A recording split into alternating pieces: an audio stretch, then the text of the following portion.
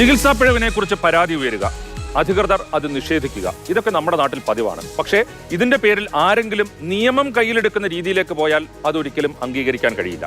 കോഴിക്കോട്ട് താമരശ്ശേരിയിൽ ഡോക്ടർക്ക് വെട്ടേറ്റ സംഭവം ഇന്നുണ്ടായി. തന്റെ മകൾക്ക് മതിയായ ചികിത്സ നൽകിയില്ലെന്ന് പരാതിയുള്ള പിതാവാണ് ഡോക്ടർ വിപിനെ വെട്ടിയത്. മസ്തിഷ്ക ജ്വരം ബാധിച്ച് മകൾ മരിച്ചതിനെ തുടർന്ന് നേരത്തെ തന്നെ പിതാവ് പരാതി ഉന്നയിച്ചിരുന്നു.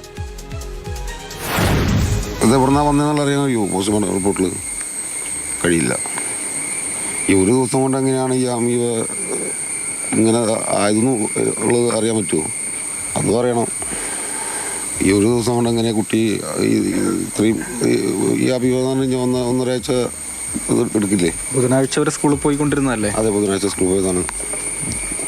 ബുധനാഴ്ച വൈകിട്ടാണ് പനിച്ചത്. വ്യാഴാഴ്ച ആള്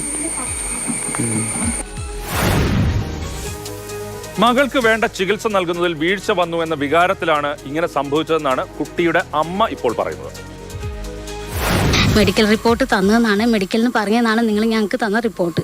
പക്ഷേ ഞങ്ങളിപ്പോൾ നേരിട്ട് പോയി ഫോറൻസിക് ഡോക്ടറെ അടുത്തും അവിടെയുള്ള കാര്യങ്ങളിൽ നമ്മൾ പോസ്റ്റ്മോർട്ടത്തിന് അന്വേഷിച്ചപ്പോൾ അവർ പറഞ്ഞത് അമീബിക്കല്ല, കുട്ടിക്ക് അമീബിക്കില്ല. ഒരാഴ്ച മുന്നേ നമ്മൾ ഈ 2 ആഴ്ച ഇപ്പോൾ ഹോസ്പിറ്റലിൽ ആ ഒരു കാര്യത്തിന് വേണ്ടി മാത്രം പോയിട്ടുണ്ട് പോസ്റ്റ്മോർട്ടം റിപ്പോർട്ടിന്. അപ്പോൾ അവർ പറയുന്നത് കുട്ടിയുടെ ഒരു തലച്ചോറിൻ്റെ ഒരു റിസൾട്ട് വരണ്ടാകും കൂടി വന്നാലേ അമീബിക്കാണോ അല്ലേന്ന് പറയാൻ പറ്റുള്ളൂ എന്നാണ്. പക്ഷെ നമ്മൾ പോയി അന്വേഷിച്ച് ഇന്നലെ മിനിയാന്ന് പോയി അന്വേഷിച്ചപ്പോൾ അവർ പറഞ്ഞു ഇല്ല, റിസൾട്ട് അമീബിക്കല്ല കുട്ടിക്ക് വന്നത്. കുട്ടിക്ക് വെറും പനി ബാധിച്ചിട്ടാണ്, പനി ബാധിച്ച് കയ്യിൽ നിന്ന് പോയതാണ് കുട്ടി. അത് നേരത്തെ റെഫർ ചെയ്തിട്ടുണ്ടായിരുന്നെങ്കിൽ രക്ഷപ്പെടുമായിരുന്നു.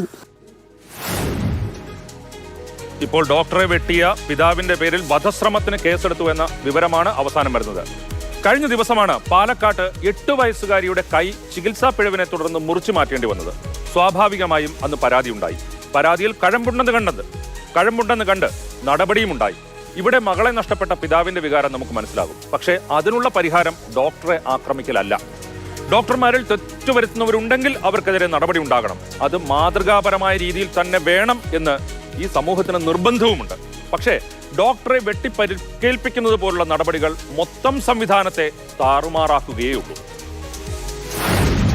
ഡോക്ടർ വിപിൻ ഇപ്പോൾ ന്യൂറോ സർജറി ICUലാണുള്ളത്. CT സ്കാൻ കഴിഞ്ഞു. CT സ്കാനിൽ തലയോട്ടിയുടെ പുറകിലെ ഭാഗത്ത് ചെറിയൊരു കോർട്ടിക്കൽ ബ്രീച്ച് എന്ന് പറയും. കോർട്ടിക്കൽ ബ്രീച്ച് ചെറിയൊരു പൊട്ടുണ്ട്. അതുപോലെ തന്നെ വലിയ ആഴത്തിലുള്ള മുറിവാണുള്ളത്. തലച്ചോറിൻ്റെ അകത്തേക്ക് ആൾക്ക് പരിക്കില്ല. കുട്ടിക്ക് ചികിത്സ നൽകുന്നതിൽ പിഴവുണ്ടായോ എന്ന കാര്യം വസ്തുനിഷ്ഠമായി അന്വേഷിക്കുന്നതിൽ നിന്ന് ശ്രദ്ധ മാറ്റാനേ ഈ നിർഭാഗ്യകരമായ സംഭവം കൊണ്ട് ഇപ്പോൾ സാധിച്ചിട്ടുള്ളൂ. ചികിത്സാ പിഴവിൽ പരാതിയാകാം, ആയുധമെടുക്കലും ഡോക്ടറെ വെട്ടലുമല്ല പരിഹാരം. അത് കഴിഞ്ഞ ദിവസമുണ്ടായ പാലക്കാട്ടെ സംഭവത്തിലൂടെയെങ്കിലും നമ്മൾ മനസ്സിലാക്കേണ്ടതാണ്.